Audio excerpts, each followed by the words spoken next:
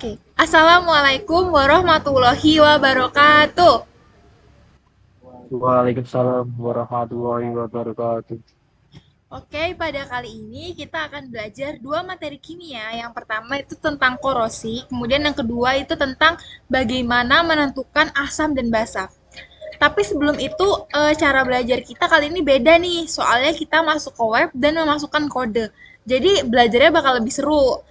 Oke, yang pertama ini kita kalian buka ya ke web namanya Peerdik, nanti dikasih kodenya. Sebentar Ibu share ya. Nah ini, kelihatan nggak? Terlihat, Bu. Oke, kita tunggu ya.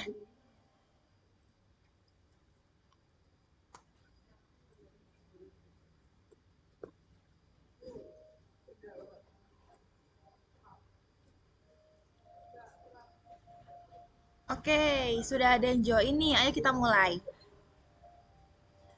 Nah, sekarang kalian perhatiin dua gambar di tampilan ini. Yang pertama itu gambar apa? Sabun cuci, Bu. Oke, Oke, benar. benar. Kemudian Kemudian sebelahnya gambar sebelahnya apa? gambar apa? Jeruk.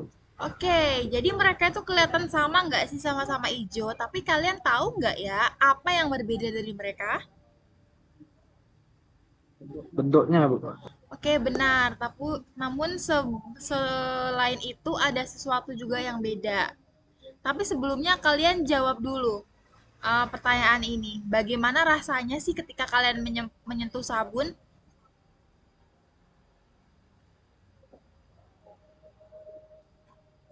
Oke, ketika kita menyentuh sabun pasti rasanya licin kan? Kenapa sih licin? Kemudian jawab pertanyaan yang ini ya.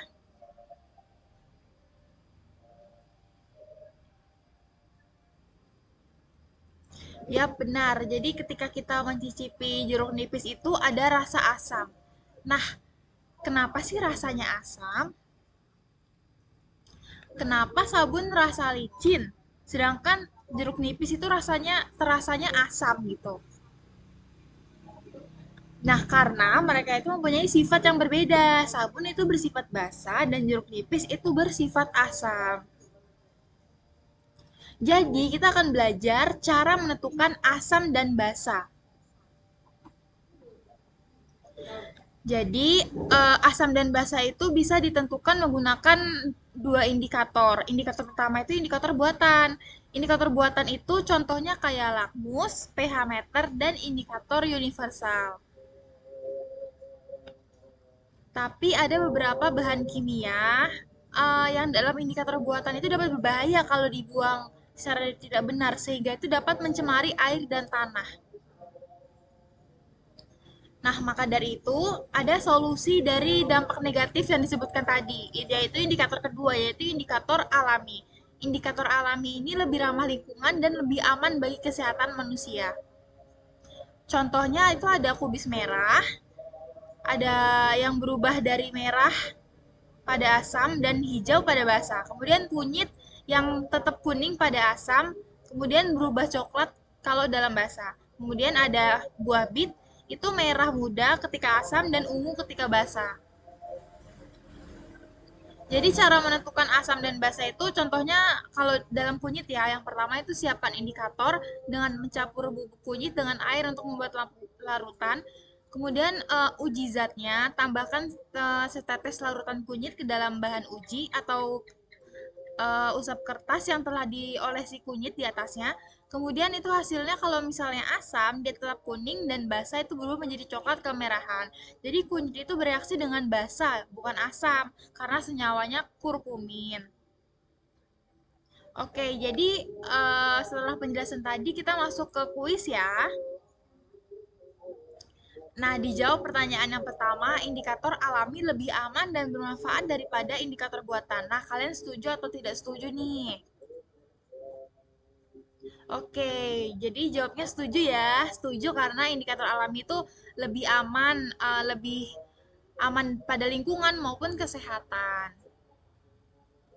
Lalu pertanyaan kedua ya, kalian jodohinya dengan cara gambar gitu ya, kayak menghubungkan gitu. Ayo, ditunggu ya. Oke, benar. Yang pertama benar, kertas lakmus itu indikator buatan. Kemudian kunyit itu sama buah bit alami benar, pH meter buatan, indikator universal buatan, dan kubis merah alami benar. Oke, jadi kesimpulannya adalah indikator alami dapat menjadi solusi ramah lingkungan untuk menggantikan indikator buatan yang berpotensi memiliki dampak negatif terhadap lingkungan, karena indikator alami mudah dibuat dan lebih aman.